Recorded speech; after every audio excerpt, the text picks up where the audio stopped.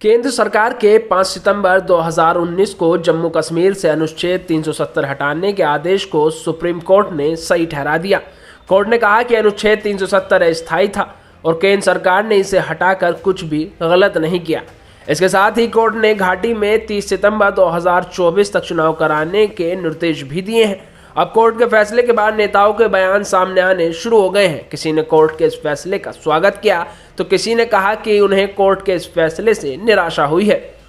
Democratic progressive आज़ाद party यानी कि DPAP के अध्यक्ष गुलाम नबी आज़ाद ने सुप्रीम कोर्ट के फैसले के बाद कहा कि हम सर्वोच्च न्यायालय के फैसले से निराश हैं।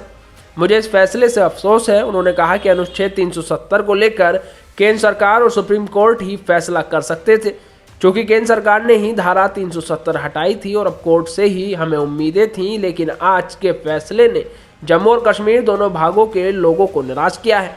वहीं कोर्ट के इस फैसले के बाद भाजपा के अध्यक्ष जेपी नड्डा ने कहा कि माननीय उच्चतम न्यायालय द्वारा धारा 370 के विषय में दिए गए फैसले का बीजेपी स्वागत करती है।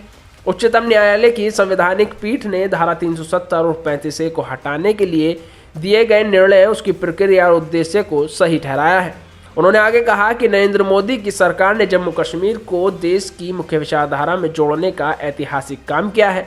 इसके लिए मैं और हमारे करोड़ों कार्यकर्ता प्रधानमंत्री का हृदय से आभार व्यक्त करते हैं। वहीं महाराजा हरि सिंह के बेटे और कांग्रेस के वरिष्ठ नेता करण सिंह ने कहा कि सुप्रीम कोर्ट का फैसला ऐतिहासिक है। उन्होंने कहा कि केंद्र सरकार ने 5 अगस्त 2019 को जो फैसला लिया था उस पर सुप्रीम कोर्ट ने भी अपनी सहमति जता दी। इसके साथ ही सरकार अब जम्मू कश्मीर को राज्य का दर्जा जल्द से जल्द वापस करना चाहिए। बता दें कि सुप्रीम कोर्ट ने भी अपने फैसले में इस बात का जिक्र किया है। इसके साथ ही कांग्रेस नेता ने कहा कि कोर्ट ने चुनाव कराने को लेकर जो कहा है वो बेहद ही सही फैसला है। इतना ही नहीं, कांग्रेस नेता आचार्य प्रमोद कृष्णम ने सुप्रीम कोर्ट के फैसले पर अपनी प्रतिक्रिया दी है। उन्होंने कहा है कि एक निशान एक विधान, मेरा भारत महान। दरअसल एक निशान एक विधान और एक संविधान बीजेपी की मांग रही थी।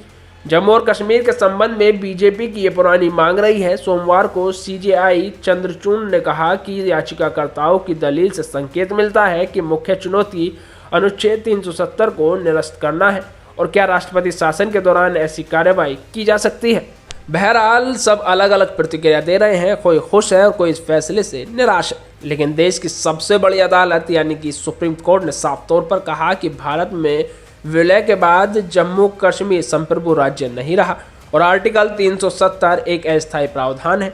सुप्रीम कोर्ट ने जम्मू कश्मीर में 30 सितंबर 2024 तक चुनाव कराने की और राज्य का दर्जा जल्द से जल्द बहाल करने की बात कही है। खैर अब आगे क्या होगा ये तो आने वाला समय ही बताएगा। Bureau report, the leader Hindi.